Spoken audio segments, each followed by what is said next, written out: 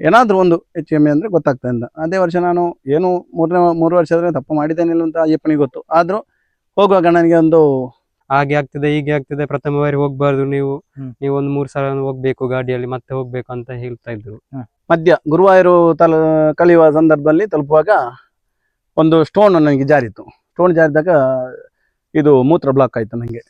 ಆತ್ಮೀಯ ವೀಕ್ಷಕರಿಗೆ ಓಂಕಾರ ಯೂಟ್ಯೂಬ್ ಚಾನಲ್ಗೆ ಆತ್ಮೀಯ ಸ್ವಾಗತ. ನಾನು ತಾರನಾಥ್ ಪೂದೆ. ನಾವಿವತ್ತು ದಕ್ಷಿಣ ಕನ್ನಡ ಜಿಲ್ಲೆಯ ಕಡಬ ತಾಲೂಕಿನ ಕಾಯ್ಮನ ಗ್ರಾಮದ ಒಂದು ಶಬರಿಮಲೆ ಪಾದಯಾತ್ರೆ ಮಾಡುವಂತಹ ಗುರುಸ್ವಾಮಿಗಳ ಜೊತೆ ಮಾತಾಡಲಿಕ್ಕಿದ್ದೇವೆ. ನಿರಂತರವಾಗಿ 14 ವರ್ಷ ಪಾದಯಾತ್ರೆಯನ್ನು ಮಾಡುವಂತಹ ಗುರುಸ್ವಾಮಿಗಳ ಜೊತೆ ಒಂದಷ್ಟು ಮಾತುಕತೆಯನ್ನು ಮಾಡಲಿಕ್ಕಿದ್ದೇವೆ. ಶ್ರೀ ಸದಾಶಿವ ದೇವಸ್ಥಾನದಿಂದ ಶಬರಿಮಲೆಗೆ ಪಾದಯಾತ್ರೆಯನ್ನು ಪ್ರತಿ ವರ್ಷ ಮಾಡುವಂಥದ್ದು. ಅವರ ಜೊತೆ ಮಾತಾಡುವ ಬನ್ನಿ. ನಾವು ಉದಯ ಗುರುಸ್ವಾಮಿಗಳು ಸರಿಸುಮಾರು 14 ವರ್ಷಗಳಿಂದ ಶ್ರೀ ಅಯ್ಯಪ್ಪನ ಸನ್ನಿಧಾನಕ್ಕೆ ಪಾದಯಾತ್ರೆ ಮುಖಾಂತರ ಒಂದು ಸೇವೆಯನ್ನು ಸಲ್ಲಿಸುವಂಥದ್ದು. ಮಾತಾಡುವ ಅವರ ಜೊತೆ. ಅವರು 14 ವರ್ಷಗಳ ಅನುಭವವನ್ನು ನಮ್ಮ ಜೊತೆ ಹಂಚಿಕೊಳ್ಳಲಿಕ್ಕಿದ್ದಾರೆ. ಸ್ವಾಮಿ ಶರಣಮಯ್ಯಪ್ಪ. ಸ್ವಾಮಿ ಶರಣಮಯ್ಯಪ್ಪ. ನೀವು ಈಗಾಗಲೇ 14 ವರ್ಷಗಳ ಕಾಲ ನಿರಂತರವಾಗಿ ಶಬರಿಮಲೆಗೆ ಯಾತ್ರೆಯನ್ನು ಮಾಡುವಂಥದ್ದು. ನಿರಂತರ ಅಂದರೆ ಸಾಧಾರಣ ನಾವು 2007ರಲ್ಲಿ ಶಬರಿಮಲೆ ಯಾತ್ರೆ ಅಂದರೆ ಪಾದಯಾತ್ರೆ ಶುರು ಮಾಡಿದ್ದು. 2003ರಲ್ಲಿ ನಾನು ಶಬರಿಮಲೆ ಮಲೆ ಹಾಕಿದ್ದು. ಆಮೇಲಿಂದ 2006ರಲ್ಲಿ ನಮ್ಮ ಸದಾಶಿವ ದೇವಸ್ಥಾನದ ಬ್ರಹ್ಮಕಲಶ ಆಗಿ, ಆ ಸಂದರ್ಭದಲ್ಲಿ ನಾನು ಮತ್ತು ನನ್ನ ಗುರುಸ್ವಾಮಿಯವರು ನಾರಾಯಣ ಗೌಡಗಲಿ ಅಂತ ಅವರು ಮಲೆ ಹಾಕಿ ನಾವು ದೇವಸ್ಥಾನದಲ್ಲಿ ಇಬ್ಬರು ಇದ್ದದ್ದು. ಆಗ ಅವರು ಹೇಳಿದ್ರು ಏನಂತ ಹೇಳಿದರೆ ಪಾದಯಾತ್ರೆ ಹೋಗುವ ಅಂತ ಹೇಳಿದರು. ನನಗೆ ಆಗ ಪಾದಯಾತ್ರೆ ಐಡಿಯಾ ಇರಲಿಲ್ಲ. ಹಾಗೆ ಹೋಗುವ, ಹೋಗಿ ನೋಡುವ ಏನೆಲ್ಲ ಆಗ್ತದೆ ಅಂತ ಹಾಗೆ ಅವರೊಟ್ಟಿಗೆ ಹೋದೆ, ಪಾದಯಾತ್ರೆಗೆ ಹೊರಟೆ. ಹಾಗೆ ಹೋಗುವಾಗ ನನಗೆ ಪ್ರಥಮ ಅನುಭವ ಅಂದರೆ ನನ್ನ 4ನೇ ವರ್ಷದ ಯಾತ್ರೆ, ಪಾದಯಾತ್ರೆ ಅಲ್ಲ ಯಾತ್ರೆ. ಹಿಂದಿಂದ ಹೇಳ್ತಿದ್ರು 3 ವರ್ಷದ ಮಟ್ಟಿಗೆ ಅಂತ ಕನ್ಯಾಸ್ವಾಮಿ 3 ವರ್ಷದ ಮಟ್ಟಿಗೆ ಶಬರಿಮಲೆ ಯಾತ್ರೆ ಮಾಡುವಾಗ ಅಯ್ಯಪ್ಪ ಸ್ವಾಮಿ ನಮ್ಮನ್ನು ಬೆನ್ನೆಲುಬಾಗಿ ನಿಂತಿರ್ತಾರಂತೆ. 4ನೇ ವರ್ಷ ಅಂತ ಹೇಳಿದ್ರೆ ನಾವು ಏನಾದರೂ 3ನೇ ವರ್ಷದಲ್ಲಿ ಏನಾದರೂ ತಪ್ಪು ಮಾಡಿದರೆ ಅದು 4ನೇ ವರ್ಷದಲ್ಲಿ ನಮಗೆ ಅದು ಏನಾದರೂ ಒಂದು ಹೆಚ್ಚು ಕಮ್ಮಿ ಅಂದರೆ ಗೊತ್ತಾಗ್ತದೆ ಅಂತ. ಅದೇ ವರ್ಷ ನಾನು ಏನು 3 ವರ್ಷದಲ್ಲಿ ತಪ್ಪು ಮಾಡಿದ್ದೇನಿಲ್ಲ ಅಂತ ಅಯ್ಯಪ್ಪನಿಗೆ ಗೊತ್ತು. ಆದರೂ ಹೋಗುವಾಗ ನನಗೆ ಒಂದು ಈ ನಾಚಿಕೆ ಮುಳ್ಳುತ್ತಾಗಿ ಆ ದಿನ ಆ ಪಾದಯಾತ್ರೆ ಬಹಳ ಕಷ್ಟ ಆಯಿತು ನನಗೆ. ಯಾಕೆಂತ ಹೇಳಿದರೆ ಅದಕ್ಕೆ ಆ ನೋವಿಗೆ ನಾನು ಕರ್ಪೂರವನ್ನು ಉರಿಸಿಟ್ಟೆ ಕಮ್ಮಿ ಆಗ್ಬೋದಂತ. ಅದು ಕರ್ಪೂರವನ್ನು ಉರಿಸಿಟ್ಟದು ಅದು ಜಾಸ್ತಿ ಆಯಿತು. ಹಾಗಂತ ಸ್ವಲ್ಪ ಸುಮಾರು ಸಾಧಾರಣ ಒಂದು 28-29 ಏಜ್, ಒಂದು ಒಳ್ಳೆ ಯುವಕನ ಪ್ರಾಯ. ಆಗ ಈ ಸಣ್ಣ ನೋವೆಲ್ಲ ನಮಗೆ ಗೊತ್ತಾಗ್ತಿರ್ಲಿಲ್ಲ. ಅದು ಜೋರಾಗಿ ನನಗೆ ಆಮೇಲೆ ಅದು ಊದಿಕೊಂಡು ದೊಡ್ಡ ಕಾಲಲ್ಲಿ ಕಾಲಲ್ಲಿ ಸಾಧಾರಣ ಇಷ್ಟು ದೊಡ್ಡ ಹೊಂಡದಾಗಿ ಎಲ್ಲಿ ಸ್ನಾನ ಮಾಡಲಿಕ್ಕೆ ನಾವು ನದಿಗೆ ಇಳಿಯುವಾಗ ಕೂಡ ಮೀನು ಬಂದು ಅದನ್ನು ತಿನ್ನುವುದು, ಅದು ನೋವಾಗುದು. ಮತ್ತು ಈಗ ನಡ್ಕೊಂಡು ಹೋಗುವಾಗ ಅದಕ್ಕೆ ಹೊಯ್ಗೆಲ್ಲ ಸೇರಿ ಗುರುಸ್ವಾಮಿ ಹೋಗುವಾಗ ನಾವು ಒಟ್ಟಾಗಿ ಹೋಗ್ಬೇಕಲ್ಲ, ನನಗೆ ಅಂದ್ರೆ ಪ್ರಥಮ ಹೋಗೋದು, ನಡೆದು ಹೋಗೋದು. ಆಗ ನನಗೆ ದಾರಿ ಸರಿ ಗೊತ್ತಿಲ್ಲ, ಅವರೊಟ್ಟಿಗೆ ಓಡೋದು. ಅಂತೂ ಅಯ್ಯಪ್ಪನ ಯಾತ್ರೆ ಆ ವರ್ಷದೊಂದು ಸಂಪೂರ್ಣ ಆಯಿತು. ಮೊದಲಿಗೆ ನೀವು 2 ಜನ ಹೋಗಿರುವಂಥದ್ದಾದ್ರೆ? ಪ್ರಥಮಕ್ಕೆ ನಾವು ಎರಡು ಅಂದರೆ 3 ಜನ ಮಾಲೆ ಹಾಕಿದ್ವಿ. ಒಬ್ಬರಿಗೆ ಏನೋ ಅವರ ಅನಾರೋಗ್ಯ ಅಂತ ಅವರು ಮಾಲೆ ತೆಗೆದ್ರು. ಹಾಗೆ ಗುರುಸ್ವಾಮಿ ಹೇಳಿದ್ರಿಂದ ಇಬ್ರು ಹೋದ್ದು. ಆಮೇಲೆ ನಾನು ಅದೇ ನನ್ನ 4ನೇ ವರ್ಷ 5ನೇ ವರ್ಷ ನಾವು ವಾಹನದಲ್ಲಿ ಹೋದ್ದು. 6ನೇ ವರ್ಷಕ್ಕೆ ಆಗುವಾಗ ನಾನು ನನ್ನೊಟ್ಟಿಗೆ ಇಬ್ರು ಹೋಗ್ತೇವೆ ಅಂತ ಹೊರಟೆ. ಆಗ ಗುರುಸ್ವಾಮಿ ಅಂದ್ರೆ ನನಗೆ ಮಲೆ ಹಾಕ್ಲಿಕ್ಕೆ ಆಶೀರ್ವಾದ ಆಗಿರ್ಲಿಲ್ಲ. ಹಾಗೆ ಗುರುಸ್ವಾಮಿಯವರು ನನಗೆ ನಡೆದುಕೊಂಡು ಹೋಗುದಲ್ಲ ನೀವು ಅಂತ ಹೇಳಿ ಆಶೀರ್ವಾದ ಕೊಟ್ಟು, ಆಶೀರ್ವಾದ ಅಂದ್ರೆ ಮಾಲೆ ಹಾಕ್ಲಿಕ್ಕೆಲ್ಲ, ನಡ್ಕೊಂಡು ಹೋಗ ನನ್ನೊಟ್ಟಿಗೆ ಇರುವ ಇಬ್ಬರನ್ನು ಕಟ್ಟು ಇಳಿಸಲಿಕ್ಕೆ, ಕಟ್ಟು ತಲೆಗೆ ಇಡ್ಲಿಕ್ಕೆಲ್ಲ ಆಶೀರ್ವಾದ ಕೊಟ್ಟಲು. ಹಾಗೆ ನಾನು 2ನೇ ವರ್ಷ ನಾನು ಇಬ್ಬರನ್ನು ಕರ್ಕೊಂಡು ಹೋದೆ. ಆ ವರ್ಷ ಹೋದವರು ನಾನು ಗುರುಸ್ವಾಮಿಯವರು ವಾಹನದಲ್ಲಿ ಬಂದದ್ದು. ಅವರು ವಾಹನದಲ್ಲಿ ಬರುವವರೆಗೆ ನಾವಲ್ಲಿ ಅಯ್ಯಪ್ಪನ ಸನ್ನಿಧಿಗೆ ಹೋಗಿ ಯಾತ್ರೆ ಎಲ್ಲ ಮುಗಿಸಿ ತುಪ್ಪಾಭಿಷೇಕ ಎಲ್ಲ ಮಾಡಿ ಅವರು ಬರುವ ಗಾಡಿಯ ಇದನ್ನು ನಾವು ಕಾಯ್ತಿದ್ವಿ. ಆಮೇಲೆ ನಾವು ಅವರೊಟ್ಟಿಗೆ ಜ್ಯೋತಿ ಎಲ್ಲ ನೋಡ್ಕೊಂಡು ಆಮೇಲೆ ಒಟ್ಟಿಗೆ ಬಂದದ್ದು. ನೀವು ಈಗ ಹರಕೆ ರೂಪದಲ್ಲಿ ಹೋಗುವಂಥದ್ದ ಅಲ್ಲ ಪ್ರತಿ ವರ್ಷ ಭಕ್ತಿಯಿಂದ ಹೇಗೆ ಮಾಮೂಲಿ ಹೋಗುವಂಥದ್ದು ಹೇಗೆ ಅಂತ? ಈಗ ಅಂತ ಹೇಳಿದ್ರೆ ಅದೇ 1ನೇ ವರ್ಷ ನಾನು ಹರಕೆ ರೂಪದ ಹೋಗಿದ್ದಲ್ಲ. ಆಮೇಲೆ 2ನೇ ವರ್ಷ ಸಹ ಇಬ್ಬರನ್ನು ಕರೆಕೊಂಡು ಹೋಗ ನನಗೆ ಒಂದು ಯಾತ್ರೆ ಮಾಡುವಂತ ಒಂದು ಮನಸ್ಸಿಗೆ ಆಯ್ತು. ಆಮೇಲೆ ಎಂತ ಹೇಳಿದ್ರೆ ನನಗೆ ನನ್ನ ಮನೆಯಲ್ಲಿ ಅಕ್ಕನವರಿಗೆ ಇಬ್ಬರಿಗೆ ಮದುವೆ ಆಗಲಿಲ್ಲ. ಹಾಗೆ ನಾನು ಆ ಸಲ ಹೋದವನು ಏನಂತ ಹೇಳಿದ್ರೆ ಅಯ್ಯಪ್ಪ ಸ್ವಾಮಿಯ ಯಾತ್ರೆ ಸಂದರ್ಭದಲ್ಲಿ ಎಷ್ಟು ಮನೆಗೆ ನೆಂಟರು ಬಂದರೂ ಸರಿ ಆಗ್ತಿರ್ಲಿಲ್ಲ. ಅದಕ್ಕೆ ಪ್ರಾರ್ಥನೆ ಮಾಡಿಕೊಂಡೆ. ಒಂದು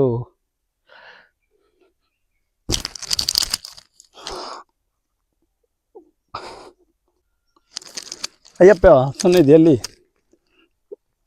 ಪ್ರಾರ್ಥನೆ ಮಾಡಿಕೊಂಡೆ. 3 ವರ್ಷ ಅಕ್ಕನವರ ಮದುವೆ ಆದರೆ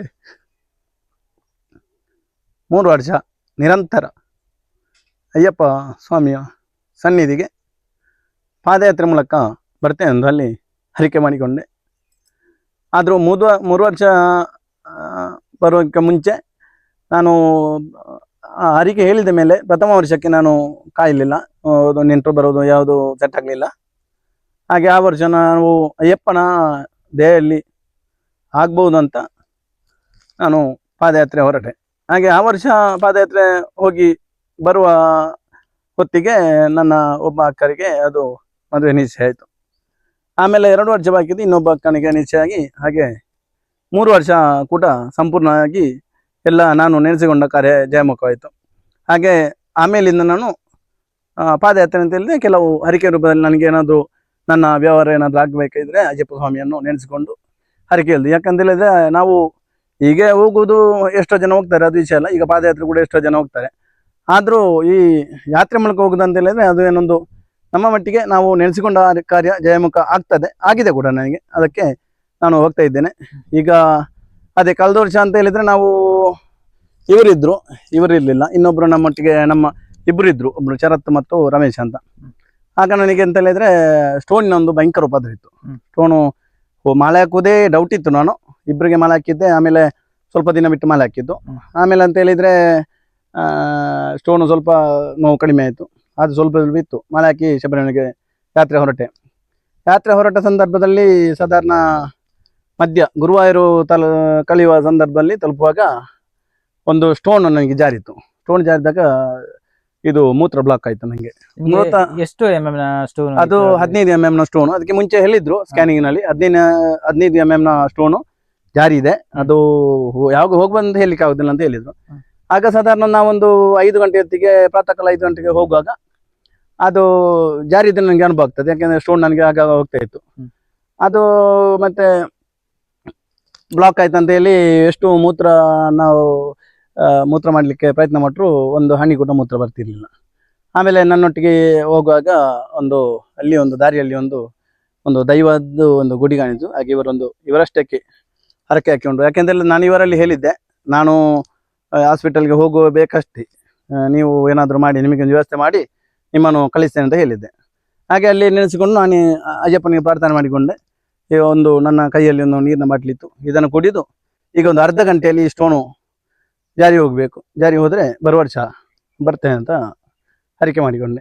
ಹಾಗೆ ಮತ್ತೊಮ್ಮೆ ಹುಚ್ಚುವಲಿಕೆ ಅಂದರೆ ಅಷ್ಟು ಜೋರು ನೋವಾಯಿತು. ಹೇಗೆ ಆದರೂ ಆಗಲಿ ಅಂತ ಹೇಳಿ ಬಹಳ ಒಂದು ಪ್ರಯತ್ನ ಪಟ್ಟು ಹುಚ್ಚುವಲಿಕೆ ಪ್ರಾರಂಭ ಮಾಡಿದಾಗ ಇದು ಸ್ಟೋನ್ ಜಾರಿ ನನಗೆ ಜಾರಿ ಹೋಯ್ತಲ್ಲ, ನಾನು ತೆಗೆದುಕೊಂಡೆ.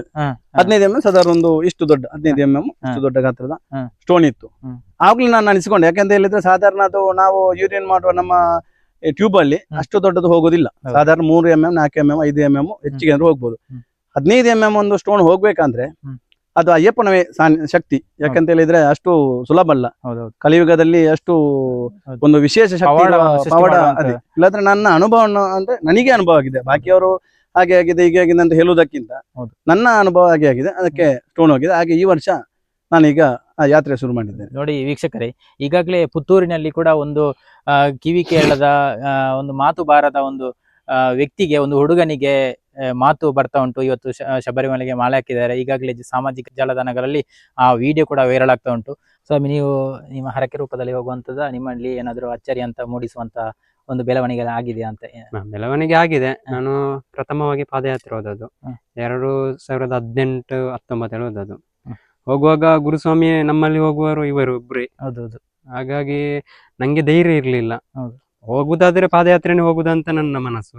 ಅದರಲ್ಲಿ ನಮ್ಮ ಯುವಕರೆಲ್ಲ ಹಾಗೆ ಆಗ್ತದೆ ಹೀಗೆ ಆಗ್ತದೆ, ಪ್ರಥಮ ಬಾರಿ ಹೋಗ್ಬಾರ್ದು, ನೀವು ಒಂದು 3 ಸಲ ಹೋಗ್ಬೇಕು ಗಾಡಿಯಲ್ಲಿ, ಮತ್ತೆ ಹೋಗ್ಬೇಕು ಅಂತ ಹೇಳ್ತಾ ಇದ್ರು. ಹಾಗೆ ನಮ್ಮ ಚಿನ್ನಪ್ಪ ಗುರುಸ್ವಾಮಿ ಮೊದಲು ಅವರು ಇವರೊಟ್ಟಿಗೆ ಹೋದದ್ದು. ಆಗ ಹೋಗುವಾಗ ಅವರೊಟ್ಟಿಗೆ ಹೋಗಿ ಹೇಳಿದೆ ನಾನು. ಆಗ ಅವರು ಹೇಳಿದ್ರು, ನಾನು ಮಾತಾಡ್ತೇನೆ, ನನ್ನೊಟ್ಟಿಗೆ ಬಾ, ಅವರ ಅಲ್ಲಿಗೆ ಹೋಗುವ ಅಂತ. ಹಾಗೆ ಹೋಗಿ ಕೇಳಿದಾಗ ಇವರು ಸಂಪೂರ್ಣವಾಗಿ ಒಪ್ಪಿಗೆ ಕೊಟ್ಟರು, ಬನ್ನಿ ಕರ್ಕೊಂಡು ಹೋಗ್ತೇನೆ ಅಂತ. ಹಾಗೆ ಅವ್ರು ಕೊಟ್ಟಂತ ಮಾತನ್ನು ಉಳಿಸಿಕೊಂಡಿದ್ದಾರೆ. ಯಾವುದೇ ಒಂದು ಸಂದರ್ಭದಲ್ಲಿ ಕಷ್ಟ ಏನು ಬಂದ್ರು ಬಿಟ್ಟು ಹೋಗುವಂತ ಪರಿಸ್ಥಿತಿ ಯಾವ್ದು ಬರ್ಲಿಲ್ಲ.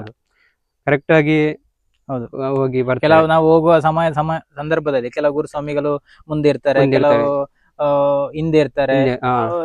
ವ್ಯತ್ಯಾಸಗಳು ತುಂಬಾ ಇರ್ತದೆ. ಇವರು ಹಾಗೆ ಅಲ್ಲ, ನಾನು ಕೂಡ ಅನುಭವ ಹೊಂದಿದ ಪ್ರಕಾರ ನಾನು ಕೂಡ ಇವರ ಜೊತೆ 3 ವರ್ಷಗಳ 3 ವರ್ಷ. ಪಾದಯಾತ್ರೆ ಇವರು ಕರ್ಕೊಂಡು ಹೋಗಿದ್ದಾರೆ. ಆ ಸಂದರ್ಭದಲ್ಲಿ ಏನು ಸಮಸ್ಯೆಗಳಾದ್ರೂ ಕೂಡ ಒಟ್ಟಿಗೆ ಕರ್ಕೊಂಡು ಇರುಮುಡಿಯನ್ನು ಎತ್ತುಕೊಂಡು ಒಮ್ಮೆ ಏನಾದ್ರೂ ಸಮಸ್ಯೆಗಳು ಆಗುದುಂಟು. ಯಾಕಂತ ಹೇಳಿದ್ರೆ ಅಲ್ಲಿ ಟಾಯ್ಲೆಟ್ಗಳು ವ್ಯವಸ್ಥೆ, ಊಟದ ವ್ಯವಸ್ಥೆ ಏನಿರುವುದಿಲ್ಲ. ಒಂದು 2 ದಿವಸ ಟೈಮು ನಮಗೆ ಊಟನೇ ಸಿಗುದಿಲ್ಲ ಒಂದೊಂದು ಸಮಯದಲ್ಲಿ. ಯಾಕಂತ ಹೇಳಿದ್ರೆ ನಾವು ನಡೆಯುವ ಸಂದರ್ಭದಲ್ಲಿ ಹೋಟ್ಲುಗಳು ತೆರೆದಿರುವುದಿಲ್ಲ. ಆ ಸಮಯದಲ್ಲಿ ನಮಗೆ ಕಷ್ಟ ಆಗ್ತದೆ. ಯಾಕಂದ್ರೆ ಪಾದಯಾತ್ರೆ ನೀವು ಸಾಧಾರಣ ನನ್ನೊಟ್ಟಿಗೆ 3 ವರ್ಷ ಬಂದಿದ್ದೀರಿ. ಹೌದೌದು. ನನ್ನ ನೋಡುವ ಮಟ್ಟಿಗೆ ಹೌದು. ನೀವು ಬರುವತ್ತಿಗೆ ನಿಮ್ಮ ವ್ಯವಹಾರ ಎಲ್ಲ ಚೆನ್ನಾಗಿತ್ತು. ಹೌದು. ನೀವು ಸ್ವಲ್ಪ ಆಮೇಲೆ ನಿಲ್ಲಿಸಿದ ಮೇಲೆ ಸ್ವಲ್ಪ ನಿಮ್ಮ ವ್ಯವಹಾರಕ್ಕೆ ಸ್ವಲ್ಪ ಹೊತ್ತು ಬಂದಿದೆ ಅಂತ ನನಗೆ ಒಂದು. ಹೌದು. ಯಾಕೆಂತ ಹೇಳಿದ್ರೆ ಹೆಚ್ಚಿನವರು ಈಗ ಯುವಕರು ಏನ್ ಮಾಡ್ತಾರೆ ಅಂತ ಹೇಳಿದ್ರೆ ಶಬರಿಮಲೆ ಯಾತ್ರೆಯಲ್ಲಿ ಮಾಡ್ತಾರೆ, ಮದುವೆ ಆದ ಕೂಡಲೇ ನಿಲ್ಲಿಸ್ತಾರೆ ಅವರು. ಯಾಕಂದ್ರೆ ನನ್ನ ಅನುಭವ ಏನಂತ ಹೇಳಿದ್ರೆ ಮದುವೆ ಆದ ಕೂಡಲೇ ನಿಲ್ಲಿಸುವುದಲ್ಲ, ನಾವು ಹೋಗ್ತಾ ಇರ್ಬೇಕು. ಶಬರಿಮಲೆ ಯಾತ್ರೆಗೆ ಹೋಗುದು ಅದು ನಾವು ಏನೋ ಒಂದು ಮಜಾ ಮಾಡ್ಲಿಕ್ಕೆ ಹೋಗುದಲ್ಲ, ಅಯ್ಯಪ್ಪನ ಮೇಲೆ ಅಷ್ಟು ನಿಷ್ಠೆಯಿಂದ. ಈಗ ಇಲ್ಲಾಂದ್ರೆ ಅಷ್ಟು ಕೋಟ್ಯಾಂತರ ಜನ, ಎಷ್ಟೋ ಜನ ಅಲ್ಲಿ ನೂಕುನುಗ್ಗಲೆಲ್ಲ ಆಗಿ ಅಷ್ಟು ಜನ ಆ ಕ್ಷೇತ್ರಕ್ಕೆ 48 ದಿನದ ವೃತ ಮಾಡಿ ಹೋಗ್ತಾನೆ ಅಂತ ಹೇಳಿದ್ರೆ ಅದರಲ್ಲಿ ಅಷ್ಟು ವಿಶೇಷ ಇಲ್ಲದೆ ಯಾರು ಹೋಗ್ಲಿಕ್ಕೆ ಸಾಧ್ಯನೇ ಇಲ್ಲ. ಹಾಗೆ ನಾನು ಎಲ್ಲರಲ್ಲಿ ಹೇಳುವುದೇನಂತ ಹೇಳಿದ್ರೆ, ನಾವು ಬಹಳ ಒಂದು 48 ದಿನದ ವೃತ ಮಾಡಿ ಬಹಳ ಒಂದು ನಿಷ್ಠೆಯಿಂದ ಹೋದ್ರೆ ನಾವು ನೆನೆಸಿದ ಕಾರ್ಯ ಜಯಮುಖ ಆಗ್ತದೆ. ನಾವಂತ ಹೇಳಿದ್ರೆ ಈಗ ಪಾದಯಾತ್ರೆ ಮಾಡುವಾಗ ಸಾಧಾರಣ ನಾವು ಮುಂಚೆಲ್ಲ ನನ್ನ ಗುರುಸ್ವಾಮಿ ಒಟ್ಟಿಗೆ, ನಾರಾಯಣ ಗುರುಸ್ವಾಮಿ ಒಟ್ಟಿಗೆ ಹೋಗುವಾಗೆಲ್ಲ ಒಂದು 4 ಗಂಟೆ 3 ಎದ್ದು ಪಾದಯಾತ್ರೆ ಮಾಡ್ತಿದ್ದವು. ಈಗ ನಾನು ನಮ್ಮ ಒಟ್ಟಿಗೆ ಹೋಗುವ ಪ್ರಾರಂಭ ಮಾಡಿದ ಮೇಲೆ ನಾವು ಒಂದು ಸಾಧಾರಣ 1 ಗಂಟೆಗೆ ಬೆಳಿಗ್ಗೆ ಪ್ರಾತಃ ಕಾಲ 1 ಗಂಟೆಗೆ ಎದ್ದು ಹೊರಡುದು. 1 ಗಂಟೆಗೆ ಎದ್ರೆ ಒಂದು 2 ಗಂಟೆಗೆ 1 ಮಕ್ಕಳಿಗೆಲ್ಲ ಹೋಗ್ಲಿಕ್ಕೆ ಆಗ್ತದೆ. ಸಾಧಾರಣ ಅಂದ್ರೆ ಪ್ರಾತಃ ಕಾಲ ಬಿಸಿಲಲ್ಲಿ ಇರುವುದಿಲ್ಲ, ನಡೆಯಲಿಕ್ಕೆ ಬಹಳ ಖುಷಿ ಆಗ್ತದೆ. ಸಾಧಾರಣ 10-10ವರೆಗೆ ನಡೆದು ಆಮೇಲೆ ವಿಶ್ರಾಂತಿಗೊಂಡು ಮಧ್ಯಾಹ್ನ ಮೇಲೆ ಅಂತ ಹೇಳಿದ್ರೆ ಸಾಧಾರಣ 3 ಬಿಸಿಲು ಆರಿದ ಮೇಲೆ ಹೋಗುದು, ಒಂದು 6:30ವರೆಗೆ ಹೋಗ್ತೇವೆ. ಒಮ್ಮೊಮ್ಮೆ ನಮಗೆ ಅಂತ ಹೇಳಿದ್ರೆ ಹೋಗುವಾಗ ಈ ಸಸ್ಯಾಹಾರಿ ಹೋಟ್ಲು ಕೇರಳದಲ್ಲಿ ಸಿಗುದು ಕಡಿಮೆ. ಆ ದಿನ ಹೆಚ್ಚಾಗಿ ಈ ಬಾಳೆಹಣ್ಣು, ಯಾಕಂದ್ರೆ 2 ನೇಂದ್ರ ಬಾಳೆಹಣ್ಣು ತಿಂದ್ರೆ ಹಸಿವು ಅಷ್ಟು ಇರುವುದಿಲ್ಲ. ಹಾಗೆ ನಾವು ನನ್ನೊಂದು ಲೆಕ್ಕಾಚಾರ ಅಂತ ಹೇಳಿದ್ರೆ ಯಾತ್ರೆ ಹೋಗುವಾಗ ಆದಷ್ಟು ನಾವು ನಮ್ಮ ದೇಹವನ್ನು ದಂಡಿಸಿ ಹೋಗ್ಬೇಕಂತ ನಮ್ಮ ಒಂದು ಅನುಭವ. ಯಾಕಂತ ಹೇಳಿದ್ರೆ ಎಷ್ಟೋ ನಾವು ತಿಂಡಿ ಎಲ್ಲ ತಿನ್ಕೊಂಡು ಆಗಾಗ ತಿನ್ಕೊಂಡು ಹೋದ್ರೆ ಈ ನಡ್ಕೊಂಡು ಹೋಗುವಾಗ ಕಷ್ಟ ಆಗ್ತದೆ, ಯಾತ್ರೆ ಸ್ವಲ್ಪ ಕಷ್ಟ ಆಗ್ತದೆ. ಮತ್ತೆ ಈಗ ಮೊದಲಿನಾಗೆಲ್ಲ ಈಗ ನಡೆದು ಹೋಗ್ಲಿಕ್ಕೆ ಕಷ್ಟ. ಯಾಕಂತ ಹೇಳಿದ್ರೆ ಎಲ್ಲ ಡಾಮರ್ ಕಾಂಕ್ರೀಟ್ ಎಲ್ಲ ಹಾಕಿ ಈಗ ಕೇರಳದಲ್ಲಿ ಎಲ್ಲ ರೋಡ್ ಎಲ್ಲ ಆಗ್ತಾ ಉಂಟು, ಅದು ಕಷ್ಟ ಆಗ್ತದೆ. ಹೌದು. ಹಾಗೆ ಮತ್ತೆ ನೀವು ಹೋಗುವ ಸಂದರ್ಭದಲ್ಲಿ ಅಲ್ಲಿ ಈಗ ನದಿ ಎಲ್ಲ ದಾಟ್ಲಿಕ್ಕೆ ಇರ್ತಿತ್ತು. ಇವತ್ತು ಹೇಗೆ, ಯಾವ ಟೈಪ್? ನಾವು ಹೋಗುದು ಇಲ್ಲಿ ಕ್ಯಾಲ್ಕೆಟ್ಟಿಂದ ನಾವು ತಿರೂರು ತಾನೂರು ರೋಡ್ ಆಗಿ ಹೋಗುದು. ಅಲ್ಲಿ ಚಮ್ರವಿಟ್ಟಂ ಅಂತ ಇದೆ, ಅದು ಒಂದು ಕುಟ್ಟಿಪುರದಲ್ಲಿ ಸಿಗುವ ಇದು ನದಿಯಲ್ಲಿ ಸಿಗುವುದು. ಅದು ದೊಡ್ಡ ಸಮುದ್ರ ನಿಂತ ನೀರು. ಅಲ್ಲಿ ದಾಟುವಾಗ ಅಲ್ಲಿ ಒಂದು ಚಮ್ರವಿಟ್ಟಮಲ್ಲಿ ಅಯ್ಯಪ್ಪ ಒಂದು ಗುಡಿ ಇದೆ, ಭಕ್ತವೃಂದ. ಹೌದು. ಅಲ್ಲಿ ಎಂತ ಹೇಳಿದ್ರೆ ಈ ನೆರೆ ಪ್ರವಾಹ, ಈ ಏರಿಳಿತ ಎಷ್ಟೊತ್ತಿಗೆ ಆಗ್ತದೆ ಅಂತ ಅವ್ರಿಗೆ ಗೊತ್ತಾಗ್ತದೆ ಆ ನದಿಯಲ್ಲಿ.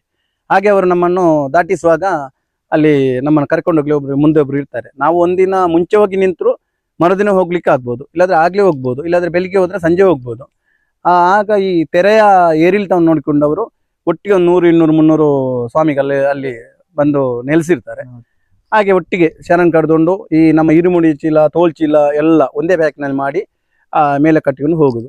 ಹಾಗೆ ಹೋಗುವಾಗ ಸಾಧಾರಣ ನಮಗೆ ಕುತ್ತಿಯವರೆಗೆ ನೀರು ಬರ್ತದೆ, ನೋಡುವಾಗ ಮುಳುಗ್ತಾ ಅಂತ ಆಗ್ತದೆ. ಆದ್ರೆ ಅಯ್ಯಪ್ಪನ ಒಂದು ದಿವ್ಯ ದೃಷ್ಟಿಯಿಂದ ಅದು ಯಾರಿಗೂ ಕೂಡ, ಸಣ್ಣವರಿಗೆ ಏನಾಗುದಿಲ್ಲ, ದೊಡ್ಡವರಿಗೆ ಏನಾಗುದಿಲ್ಲ. ಆಮೇಲೆ ಈಗ ಸಾಧಾರಣ ನಾನೇ ಒಂದು 2-3 ವರ್ಷ ಮಾತ್ರ ಹೊಳೆ ದಾಟಿದ್ದು. ಈಗ ದೊಡ್ಡ ಸೇತುವೆ ಆಗಿ ಈಗ ಸಂಚಾರ ಎಲ್ಲ ಹೋಗ್ಲಿಕ್ಕೆ ಸುಲಭ ಆಗಿದೆ. ಅವಾಗ ನಾವು ಹೋಗ್ತಿರುವ ಸಂದರ್ಭದಲ್ಲಿ ಎಲ್ಲರೂ ಕೇಳೋದು, ನಮ್ಮ ಮನೆಯಿಂದ ಫೋನ್ ಮಾಡೋದು, ಎಲ್ಲರೂ ಕೇಳೋದು ಇದು ನದಿ ದಾಟೋದು ಯಾವಾಗ ಅಂತ. ಯಾಕಂತ ಹೇಳಿದ್ರೆ ಅಷ್ಟು ಹೆದರಿಕೆ ಇರ್ತದೆ. ಎಲ್ಲಿಯಾದ್ರೂ ನಾವು ದಾಟುವ ಹೊತ್ತಿಗೆ ತೆರೆ ಬಂದ್ರೆ ಯಾರು ಇರ್ಲಿಕ್ಕಿಲ್ಲ ಅಂತ ನನ್ನ ಒಂದು ಅನಿಸಿಕೆ. ಮತ್ತೊಂದು ವಿಚಾರ, ಈ ಕೇರಳ ಸರ್ಕಾರದಲ್ಲಿ ನಾವು ಒಂದು ಬೇಡಿಕೊಳ್ಳುವ ವಿಚಾರ, ಯಾಕೆಂದ್ರೆ ಮನವಿ ಮಾಡುವಂತದ್ದು. ಈಗಾಗಲೇ ನಡ್ಕೊಂಡು ಹೋಗಿ ಅವರು 15-17 ದಿವಸಗಳ ಕಾಲ ನಿರಂತರ ಈ ಕಾಲ್ನಡಿಗೆಯಲ್ಲಿ ಶ್ರೀ ಅಯ್ಯಪ್ಪನ ಸನ್ನಿಧಾನಕ್ಕೆ ಹೋಗುವಂತದ್ದು. ಈಗಾಗಲೇ ಅವರು ಸುಸ್ತಾಗಿರ್ತಾರೆ. ಆ ಸಮಯದಲ್ಲಿ ಕೇರಳ ಸರ್ಕಾರದ ದೇವಸ್ಥಾನ ಬೋರ್ಡ್ ಮಂಡಳಿಯ ಅಲ್ಲಿ ಒಂದು ಮನವಿ ಮಾಡುವಂತದ್ದು, ಈ ಶೀಘ್ರ ಇವರ ಒಂದು ದರ್ಶನವನ್ನು ಕೊಡ್ಬೇಕು ಅವರು, ಇಲ್ಲದ್ರೆ ಹೀಗೆ ಕಾಲ್ನಡಿಗೆಯಲ್ಲಿ ಪಾದಯಾತ್ರೆ ಮಾಡುವಂತಹ ಭಕ್ತರಿಗೆ ಒಂದು ವ್ಯವಸ್ಥೆಯನ್ನು ಮಾಡ್ಬೇಕಂತ ನಾವು ಈ ಮೂಲಕ ಮನವಿಯನ್ನು ಮಾಡ್ತಾ ಇದ್ದೇವೆ. ಹಾಗೆ ನಾವು ಕೂಡ ಹೋಗುವಾಗ ಮಾತಾಡ್ತಾ ಹೋಗ್ತೇವೆ. ನಾವು ಈ ಪಾದಯಾತ್ರೆಯವರು ಎಲ್ಲ ಸೇರಿಕೊಂಡು ದೇವಸ್ಥಾನ ಬೋರ್ಡ್ಗೆ ಒಂದು ಅರ್ಜಿ ಕೊಟ್ರೆ ಏನಾದ್ರು ವ್ಯವಸ್ಥೆ ಆಗ್ಬೋದಂತ. ಹಾಗೆ ಅಂತ ಹೇಳಿದ್ರೆ ವ್ಯವಸ್ಥೆ ಆಗೋದು ಕಷ್ಟ. ಯಾಕೆಂತ ಹೇಳಿದ್ರೆ ನಾವು ಪಂಬಕ್ಕೆ ಹೋದ್ಮೇಲೆ, ಎರಿಮೆಲಿಗೆ ಹೋದ್ಮೇಲೆ ಅಲ್ಲಿ ಕಾಲ್ನಡಿಗೆಯವರು ಒಂದೇ, ವಾಹನದಲ್ಲಿ ಬಂದವರು ಒಂದೇ. ಅಂತೂ ಪಂಬೆಗೆ ಹೋದ್ಮೇಲೆ ಕಾಲ್ನಡಿಗೆಯಲ್ಲಿ ಬಂದವರು ಅಲ್ಲದ್ರೆ ಗಾಡಿಯಲ್ಲಿ ಬಂದವರು ಯಾರು ಅಲ್ಲಿ ಲೆಕ್ಕಾಚಾರ ಇಲ್ಲ. ಯಾಕೆಂತ ಹೇಳಿದ್ರೆ ಈಗ ನಾವು ದೇವರ ಇದನ್ನು ನಾವು ದೂರುವುದಂತಲ್ಲ, ಈ ಯಾವುದೇ ಸರ್ಕಾರ ಇರಲಿ, ಕೇರಳ ಸರ್ಕಾರ ಯಾವುದೇ ಸರ್ಕಾರ ಇರಲಿ, ಅವರಿಗೆ ಅಲ್ಲಿ ನಾವು ನೋಡುವ ಮಟ್ಟಿಗೆ ಹಣದ ಅವಶ್ಯಕತೆ ಮುಖ್ಯ. ಯಾಕೆಂತ ಹೇಳಿದ್ರೆ ಎಷ್ಟೋ ಜನ ಬರ್ತಾರೆ, ಕೋಟ್ಯಾಂತರ ಅಲ್ಲಿ ಹಣ ಹಾಕಿ ಹೋಗ್ತಾರೆ. ಆದ್ರಿಂದ ಈಗ ಬಾಕಿ ವ್ಯವಸ್ಥೆ ಎಲ್ಲ ಒಳ್ಳೇದಾಗಿದೆ, ನಾವು ದೂರ್ಲಿಕ್ಕಿಲ್ಲ. ಯಾಕೆಂತ ಹೇಳಿದ್ರೆ ಟಾಯ್ಲೆಟ್, ಬಾತ್ರೂಮ್ ಎಲ್ಲ ವ್ಯವಸ್ಥೆ, ನೀರಿನ ವ್ಯವಸ್ಥೆ ಎಲ್ಲ ಒಳ್ಳೆ ಚೆನ್ನಾಗಿದೆ. ಆದ್ರೂ ಕೂಡ ಯಾಕೆಂತ ಹೇಳಿದ್ರೆ ಈ ಪಾದಯಾತ್ರೆ ಹೋಗುವವರಿಗೆ ಒಂದು ಬೇರೆ ಸ್ಪೆಷಲ್ ದರ್ಶನ ಅಂತ ಏನಾದ್ರು ಇಲ್ಲಿ ಹೊರಡುವಾಗ್ಲೇ ನಾವು ಇಲ್ಲಿಂದ ನಮ್ಮ ಊರಿಂದ ಏನಾದ್ರು ನೋಟ್ರಿ ವಕೀಲರ ಮುಖಾಂತರ ಏನಾದ್ರು ನೋಟ್ರಿ ಮಾಡಿಕೊಂಡು ಹೋದ್ರೆ ಅಲ್ಲಿ ಮಾಡುವ ವ್ಯವಸ್ಥೆಯನ್ನು ಮಾಡಿಕೊಟ್ರೆ ಒಳ್ಳೇದಂತ ನಾವು ಈ ದೇವಸ್ಥಾನ ಬೋರ್ಡು ನಾವು ಮನವಿ ಮಾಡಿಕೊಂತಿದ್ದೇವೆ. ಸ್ವಾಮಿಗಳ, ನೀವು ಈಗಾಗಲೇ ಎಷ್ಟು ಕಿಲೋಮೀಟರ್ ಈಗ ಸನ್ನಿಧಾನಕ್ಕೆ ನಮ್ಮ ಅಲ್ಲಿಂದ ಇರ್ಬೋದು ಅಂತ ಹೇಳಿ? ನಮ್ಮಲ್ಲಿಂದ ಅಂತ ಹೇಳಿದ್ರೆ ವಾಹನದಲ್ಲಿ ಹೋಗುದಾದ್ರೆ 600, 620, 630 ಆಗ್ತದೆ. ಕೆಲವರು ಸುತ್ತಾಡಿಕೊಂಡು ಹೋಗ್ತಾರೆ. ನಾವು ಸಾಧಾರಣ ಒಂದು 500ರಿಂದ 550, 25, 50 ಒಳಗೆ ಕಿಲೋಮೀಟರ್ ಆಗ್ತದೆ. ನಾವಂತ ಹೇಳಿದ್ರೆ ನನಗೆ ನನ್ನ ಗುರುಸ್ವಾಮಿಯವರು ನಾರಾಯಣ ಗುರುಸ್ವಾಮಿ ತೋರಿಸಿಕೊಟ್ಟ ದಾರಿಯ ಮುಖಾಂತರ ಹೋಗುದು. ಯಾಕಂದ್ರೆ ಹೇಳಿದ್ರೆ ಶಾರ್ಟ್ ಕಟ್ ಎಷ್ಟೇ ಇದೆ, ನಮ್ಮಿಂದ ಕಮ್ಮಿ ಶಾರ್ಟ್ ಕಟ್ ಅಲ್ಲಿ ಹೋಗೋರು ಇರ್ಬೋದು, ಅದು ಹೇಳಲಿಕ್ಕಾಗುದು. ನಾವೇ ಹತ್ತಿರದಿಂದ ಹೋಗುದು. ನೀವು ದೇವಸ್ಥಾನ ಆಗಿ ಹೋಗ್ತೀರಾ, ಸ್ಟ್ರೈಟ್ ಆಗಿ? ನಾವು ಸಾಧಾರಣ ಗುರುವಾರ ಎಲ್ಲ ಸಿಗುದಿಲ್ಲ, ಗುರುವಾರ ಹೋಗ್ತೇವೆ. ಗುರುವಾರಗೊಮ್ಮೆ ಹೋಗಿದ್ದವರು ಹೋದ್ರೆ ಒಳಗಡೆ ಹೋಗುದಿಲ್ಲ. ಯಾಕಂದ್ರೆ ಗುರುವಾರ ಹೋಗದೆ ಹೋದ್ರು ಕೆಲವೊಂದ್ಸಲ ನಾವು ಪೊನ್ನಾನಿಗಾಗಿ ಅದೇ ಪೊನ್ನಾನಿಗೆಯಲ್ಲಿ ಹೋಗ್ತೇವೆ. ಸಾಧಾರಣ ನಮಗೆ ಹೆಚ್ಚಾಗಿ ದೇವಸ್ಥಾನದಲ್ಲಿ ಒಂದು ಒಳ್ಳೆ ವ್ಯವಸ್ಥೆ ಮಾಡ್ತಾರೆ. ಅಯ್ಯಪ್ಪ ಭಕ್ತ ವೃಂದ ಕೇರಳದವರು ಎಲ್ಲೆಲ್ಲಿ ಪಾದಯಾತ್ರೆಗಳು ಬರ್ತಾರೆ ಅವರಿಗೆಲ್ಲ ಉಳ್ಕೊಳ್ಳಲು ವ್ಯವಸ್ಥೆ, ಮತ್ತೆ ರಾತ್ರಿ ಫಲಹಾರದ ವ್ಯವಸ್ಥೆ, ಮಧ್ಯಾಹ್ನ ಊಟದ ವ್ಯವಸ್ಥೆ ಎಲ್ಲ ಮಾಡ್ತಾರೆ. ಬೆಳಿಗ್ಗೆ ಹೆಚ್ಚಿನವರು ನಡ್ಕೊಂಡು ಹೋಗೋದ್ರಿಂದ ಬೆಳಿಗ್ಗೆ ಫಲಹಾರದ ವ್ಯವಸ್ಥೆ ಇರ್ಲಿಕ್ಕಿಲ್ಲ ಅಂತ ನನ್ನ ಅನುಭವ. ಯಾಕಂದ್ರೆ ಬೆಳಿಗ್ಗೆ ಎಲ್ಲೂ ನಾವು ನಿಲ್ಲುವುದಿಲ್ಲ. ಮೊದಲೆಲ್ಲ ನಾವು ಹೋಗುವಾಗ ಅಡಿಗೆ ಎಲ್ಲ ಮಾಡ್ಕೊಂಡು ಹೋಗ್ತಿದ್ದದ್ದು. ಈಗ ಸ್ವಲ್ಪ ಅಡಿಗೆ ಮಾಡಿಕೊಂಡು ಹೋದ್ರೆ ನಾವು ಮನೆಯಲ್ಲಿ ಎಲ್ಲ ಒಬ್ಬೊಬ್ಬರೇ ಇರುವುದರಿಂದ ನಮಗೆ ಆದಷ್ಟು ಬೇಗ ಹೋಗಿ ಬರ್ಬೇಕಂದ್ರೆ ನಾವು ಅಡಿಗೆ ಮಾಡೋದನ್ನ ಸ್ವಲ್ಪ ನಿಲ್ಲಿಸ್ತೇವೆ. ಇಲ್ಲದೆ ಅಡಿಗೆ ಮಾಡಿಕೊಂಡು ಹೋಗುವಾಗ ಸಾಧಾರಣ ಒಂದು 15, 17 ದಿನ ಆಗ್ತಿತ್ತು. ಈಗ ಸಾಧಾರಣ ಒಂದು 12ರಿಂದ 13, 14 ದಿನದೊಳಗೆ ನಾವು ತಲುಪುತ್ತೇವೆ ಅಲ್ಲಿಗೆ. ಸಾಧಾರಣ ದಿನದಲ್ಲಿ ನಾವೊಂದು ಹೆಚ್ಚಂದ್ರೆ 50 ಕಿಲೋಮೀಟರ್ ನಡೀತೇವೆ, ಕಡಿಮೆ ಅಂದ್ರೆ 30 ಕಿಲೋಮೀಟರ್. ಸಾಧಾರಣ 35ರಿಂದ 50 ಕಿಲೋಮೀಟರ್ಗೆ ನಾವು ನಿತ್ಯ ಒಂದು ಯಾತ್ರೆಯನ್ನು ಮಾಡ್ತೇವೆ. ಅಲ್ಲಿಗೆ ತಲುಪುವಾಗ ಸಾಧಾರಣ ಕಾಲೆಲ್ಲ ತೂತಾಗ್ಲಿಕ್ಕೆ ತಯಾರಾಗ್ತದೆ. ತೂತಾಗಿದ್ದು ಉಂಟು ಸಾಧಾರಣ. ಆದ್ರೂ ನಾವು ಕೇರಳದಲ್ಲಿ ಏನಂತ ಹೇಳಿದ್ರೆ, ನಾವು ಕೇರಳದ ಅಯ್ಯಪ್ಪ ಸ್ವಾಮಿಗಳು ನಾವು ದೂರದಂತಲ್ಲ, ಅಲ್ಲಿ ಅವರು ಚಪ್ಪಲಿ ಹಾಕೊಂಡು ಹೋಗ್ತಾರೆ. ನಮ್ಮ ಕರ್ನಾಟಕ ಈಚೆ ನಮ್ಮ ತುಳುನಾಡಿಂದ ಬರುವವರು ಯಾತ್ರಿಗಳು ಯಾರು ಕೂಡ ಚಪ್ಪಲಿಯನ್ನು ಜಾಸ್ತಿ ನಿಷ್ಠೆಯಲ್ಲಿ ಇರ್ತಾರೆ. ಅದು ನಮಗೆ ಏನಂತ ಹೇಳಿದ್ರೆ, ನಮ್ಮನ್ನು ಚಪ್ಪಲಿ ಹಾಕೊಂಡು ಪಾದಯಾತ್ರೆ, ಅವರು ಪುರ ಪಾದಯಾತ್ರೆ ಬರ್ತಾರೆ, ನಮ್ಮನ್ನು ಗಾಡಿಯವರು ಸೈಡ್ ಹೋಗಿ ಮುಂದೆ ಹೋದಾಗೆ ಅವ್ರು ನಮ್ಮನ್ನು ಮುಂದೆ ಸೈಡ್ ಹಾಕೊಂಡು ಹೋಗ್ತಾರೆ. ಅದು ನಮಗೆ ಅಷ್ಟು ಚಂದ ಕಾಣುದಿಲ್ಲ, ಅದೇ ಅವರಿಗೆ ಚಂದ ಕಾಣಬಹುದು. ಅದು ನಮಗೆ ಅವರ ಬಗ್ಗೆ ನಾವು ಏನು ಕಮೆಂಟ್ ಮಾಡುದಲ್ಲ, ಆದ್ರೂ ಅವರ ಒಂದು ಕ್ರಮ ಹಾಗೆ, ನಮ್ದು ಕ್ರಮ ಹೀಗೆ. ನಾವೀಗ ಅಂತ ಹೇಳಿದ್ರೆ ಪಾದಯಾತ್ರೆ ಹೋಗುವಾಗ ಒಂದು ಕಡೆ ನಿಂತ್ರೆ, ಈಗ ನಿಂತು ಹೊರಡುವಾಗ ಅಷ್ಟು ಕಷ್ಟ ಆಗ್ತದೆ. ಯಾಕಂದ್ರೆ ವಿಶ್ರಾಂತಿ ತೆಗೆದುಕೊಳ್ಳುವುದು ಆರೋಗ್ಯಕ್ಕೆ ಉತ್ತಮ, ಆದ್ರೆ ವಿಶ್ರಾಂತಿ ತೆಗೆದು ನಡೆಯುವಾಗ ಕಾಲು ನೆಲಕ್ಕೆ ಇಡ್ಲಿಕ್ಕೆ ಕಷ್ಟ ಆಗ್ತದೆ. ಯಾಕಂತ ಹೇಳಿದ್ರೆ ಅದು ನಾವು ಹೋಗ್ತಾ ಇರುವಾಗ ಅದು ಚಲನೆಯಲ್ಲಿ ಇರ್ತದೆ ನಮ್ಮ ಕೈ ಕಾಲೆಲ್ಲ. ಈಗ ನಿಂತು ಒಂದು ಅರ್ಧ ಗಂಟೆ ಕೂತ್ರು ಕೂಡ ಹೋಗುವಾಗ ಬಹಳ ಕಷ್ಟ ಆಗ್ತದೆ. ನೋಡಿ, ಅಯ್ಯಪ್ಪ ಸೇವೆಯನ್ನು ಮಾಡಿರುವಂತ ಭಕ್ತರಿಗೆ ಅಯ್ಯಪ್ಪ ಏನು ಕೂಡ ಇಷ್ಟರವರೆಗೆ ಕಡಿಮೆ ಮಾಡಲಿಲ್ಲ. ನೋಡಿ, ಇವರ ಜೀವನದ ಶೈಲಿ ಬದಲಾಗಿದೆ. ನೋಡಿ, ಅಯ್ಯಪ್ಪನಿಗೆ ಇಲ್ಲಿಂದ ಪಾದಯಾತ್ರೆ ನಡ್ಕೊಂಡು ಹೋಗಿ ಪಾದಯಾತ್ರೆ ಸೇವೆಯನ್ನು ಸಲ್ಲಿಸಿ ಇವರಿಗೆ ಇವತ್ತು 15 ಜನರ 15 ಜನರನ್ನು ಕೆಲಸಕ್ಕೆ ಇಟ್ಕೊಂಡಿದ್ದಾರೆ. ಬೇರೆ ಬೇರೆ ಮನೆಯ ಒಂದು ಕಾಂಟ್ರಾಕ್ಟ್ ಕೂಡ ತಗೊಳ್ತಾರೆ. ಈಗ ನನಗೆ ಅನುಭವದ ಪ್ರಕಾರ ಈ ಗಾರೆ ಕೆಲಸದಲ್ಲಿ ಎಲ್ಲ ಮನೆಯ ಕೆಲಸವನ್ನು ಮಾಡುವಂತ ಒಂದು ಕೆಲಸ ಕೂಡ ಮಾಡ್ತಾ ಇದ್ದಾರೆ ಈ ಸ್ವಾಮಿ. ಹೀಗೆ ಮತ್ತೊಂದು ನನ್ನ ಅಕ್ಕನ ಒಂದು ಮದುವೆ ಆಯ್ತು.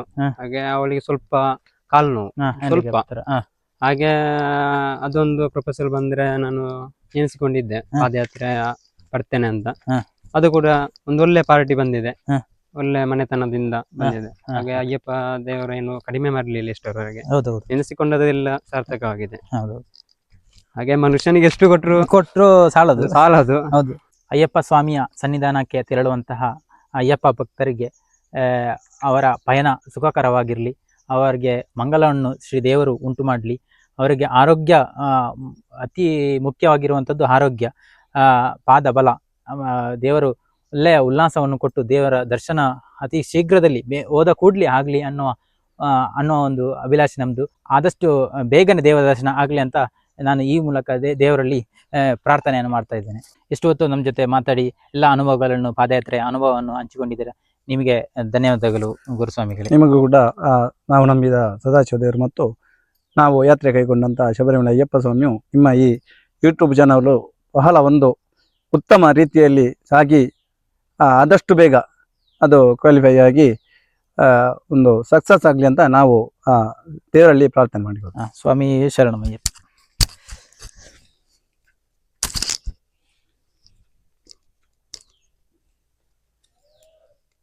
ಅಯ್ಯಪ್ಪ ಸ್ವಾಮಿಯ ಮಾಲಾಧಾರಿಗಳಾದಂತಹ ಗುರುಸ್ವಾಮಿಗಳ ಮಾತುಕತೆ ನಿಮಗೆ ಇಷ್ಟ ಆಗಿದ್ದರೆ ಶೇರ್ ಮಾಡಿ, ಈ ವಿಡಿಯೋವನ್ನು ಲೈಕ್ ಮಾಡಿ, ಕಮೆಂಟ್ ಮಾಡಿ, ಈ ಮೂಲಕ ನಮಗೆ ಸಪೋರ್ಟ್ ಮಾಡಿ. ಧನ್ಯವಾದಗಳು.